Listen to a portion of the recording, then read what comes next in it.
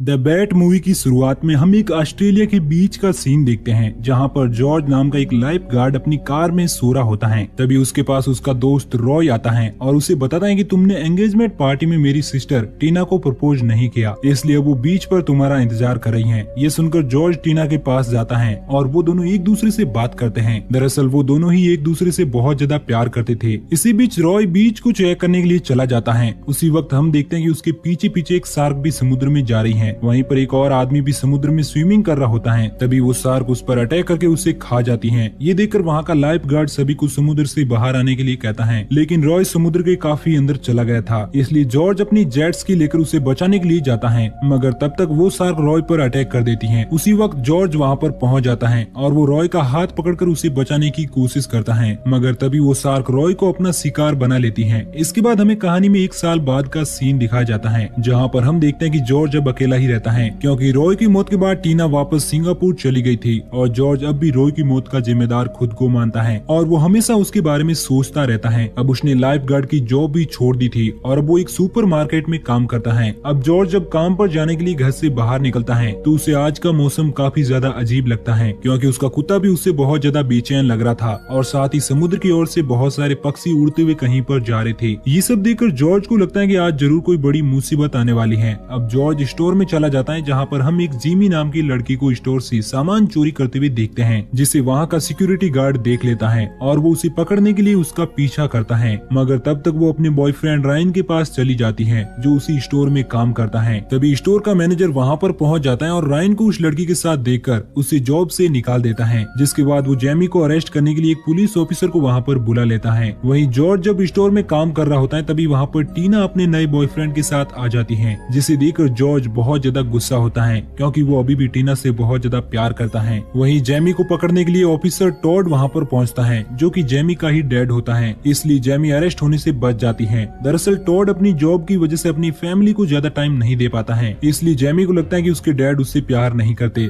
मगर टॉड उसे अपनी गाड़ी में बिठाता है। उसी वक्त उसे एक आदमी गन लेकर स्टोर में जाते हुए दिखाई देता है। ये देखकर टॉड उसके पीछे जाने लगता है। अब वो गन वाला आदमी, जिसका नाम डाइल है, वो एक मास्क पहनकर मैनेजर के ऑफिस में चला जाता है और उसे गन पॉइंट करके तिजोरी का सारा माल मांगता है, लेकिन मैनेजर उसे तिजोरी दिखाते हुए बताता है कि तिजोरी में कोई भी पैसा नहीं है, जिससे गुस्सा होकर डाइल उसे जान से मारने की धमकी देता है। इसलिए मैनेजर उसे अपने साथ किसी दूसरी जगह ले जाने लगता है, लेकिन टॉड उन दोनों को देख लेता है और उनके पास पहुंचकर डाइल को गन पॉइंट पर ले लेता है। लेकिन उसी वक्त डाइल का दोस्त भी वहाँ पर आ जाता है, जो मैनेजर की असिस्टेंट जूली को गन पॉइंट पर ले लेता है और टॉड को अपनी गन फेंकने के लिए कहता है। वहीं दूसरी ओर रायन जेमी के पास आता है और उस पर गुस्सा करने लगता है, क्योंकि उसी की वजह से उसकी जॉब चली गई थी। इसलिए जेमी उससे नाराज होकर स्टोर में चली जाती है और पीछे रायन अपनी गाड़ी में बैठ जाता है। वहीं पर हम एक काइल नाम के लड़के को भी देखते हैं, जो अपनी गर्लफ्रेंड हेदर के साथ रोमांस करने के लिए आया होता है। दूसरी ओर हम जॉर्ज को देखते हैं, जो अभी भी वॉशरूम में होता है। तभी उससे गन शॉट की आवाज सुनाई देती है, जिसे सुनकर वो भी बाहर आ जाता है। तब हम देखते हैं कि डाइल के दोस्त ने जूली को मार दिया है, इसलिए डाइल उस पर काफी गुस्सा हो जाता है, क्योंकि उनका मकसद किसी की जान लेना नहीं था।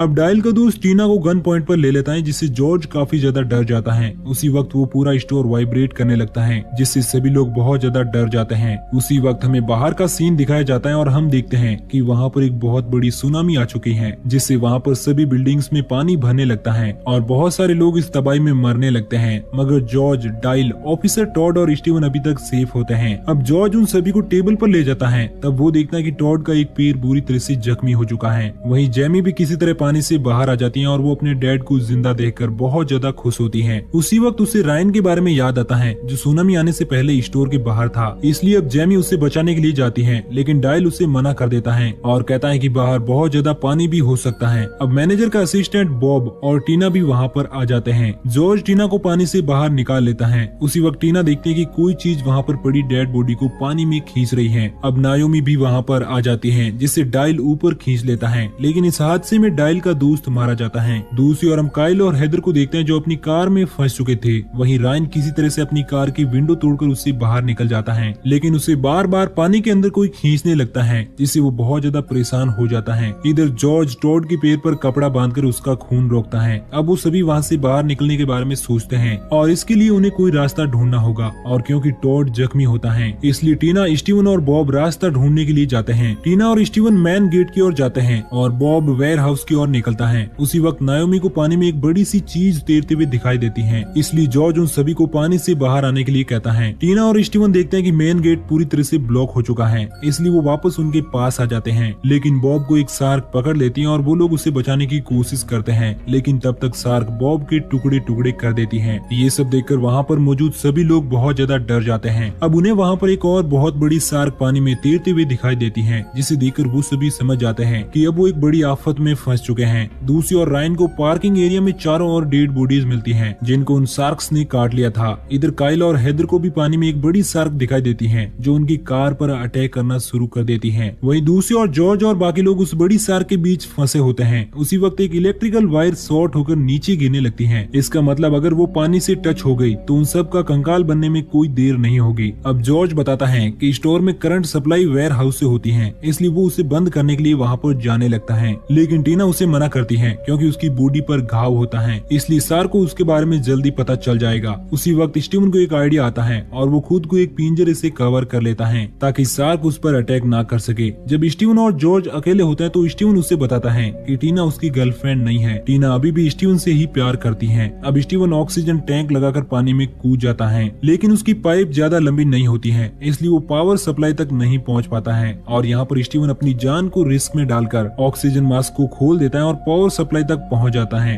लेकिन वो उसे बंद करने के बाद पानी से बाहर नहीं निकल पाता है, जिससे दम घुटने से उसकी वहीं पर मौत हो जाती है। इस वजह से टीना बहुत दुखी हो जाती है और रोने लगती है। दूसरी ओर रायन कार में फंसे काइल और हेदर की मदद करने के लिए एक मरे हुए आदमी का हाथ काटता है और उसकी मदद से शार्क को डिस्ट्रैक्ट करने की कोशिश करता है, और इस वजह से काइल और हेदर अपनी कार से निकलकर दूसरी कार तक पहुंच जाते हैं। इधर जॉर्ज को छत पर लगा वेंटिलेटर बॉक्स दिखाई देता है, जिससे उसे वहां से बाहर निकलने का आइडिया आता है। डायल वहां पर किसी तरह से एक रस्सी फंसा देता है और अब मैनेजर डिसाइड करता है कि मैं यहाँ से सबसे पहले बाहर निकलूंगा, और वो रस्सी से लटकर ऊपर जाने लगता है। लेकिन पाइप में बहुत सारे स्पाइडर्स होते हैं, जिनकी वजह से मैनेजर डर जाता है और चिल्लाने लगता है, जिसकी चीख सुनकर शार्क वहाँ पर आ जाती है और मैनेजर को बीच में से काट देती है, और ये सब देखकर उन सब की हालत पतली हो जाती है। दूसरी ओर रायन हेदर और काइल के पास पहुंचने की कोशिश करता है और वो एक पाइप से लटकर उनकी ओर बढ़ता है, लेकिन बीच में उसका हाथ फिसल जाता है और वो पानी में गिर जाता है। मगर शार्क उसे अपना शिकार बनाते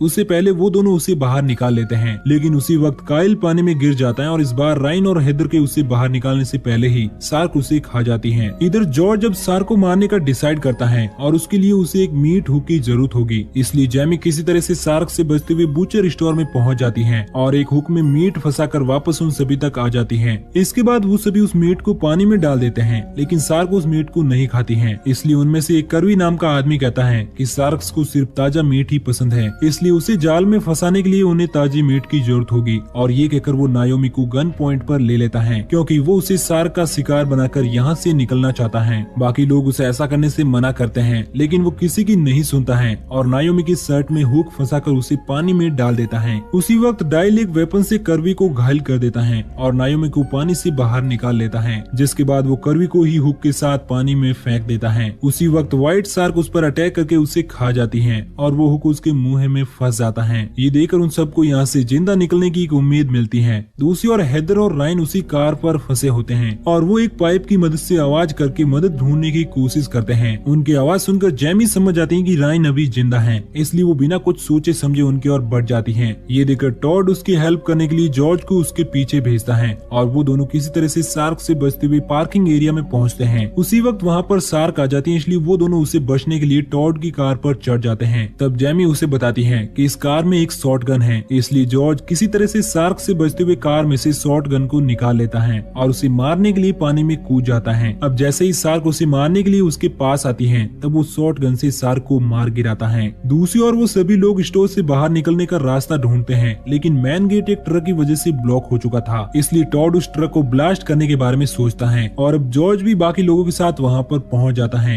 लेकिन उसी वक्त हुक में कैद शार्क किसी तरह से आजाद हो जाती है, इसलिए जॉर्ज सभी को पानी से बाहर निकलने के लिए कहता है। लेकिन अब उसकी शॉर्ट गन का एमो खत्म हो गया था, इसलिए वो एक स्टन गन से शार्क पर अटैक कर उसे हाई वोल्टेज का शॉक देता है, जिससे वो शार्क वहीं पर मारी जाती है। उसी वक्त डायल ट्रक में पावर सप्लाई कर उसे ब्लास्ट कर देता है, जिससे स्टोर का मेन गेट खुल जाता है और वो सभी लोग बाहर आ जाते हैं। बाहर आकर वो लोग देखते हैं कि सुनामी की वजह से पूरा शहर तबाह हो चुका है, जिसे देखकर टीना कहती है कि अब हम लोग क्या करेंगे। तब जॉर्ज बताता है कि अब हम लोग एक नई जिंदगी की शुरुआत करेंगे और इसी के साथ ये मूवी यहीं पर एंड हो जाती है। तो दोस्तों आपको ये कहानी कैसी लगी नीचे कमेंट करके जरूर बताना। और बाकी अगर आप हमारे वीडियो को पहली बार देख रहे हैं तो हमारे चैनल को सब्सक्राइब करके नोटिफिकेशन बेल को जरूर ऑन कर लेना, ताकि आपको इसी तरह की कहानियों का डेली डोज मिलता रहे। को सब्सक्राइब करें और बेल नोटिफिकेशन को प्रेस करना ना भूलें। तब तक के लिए टाटा।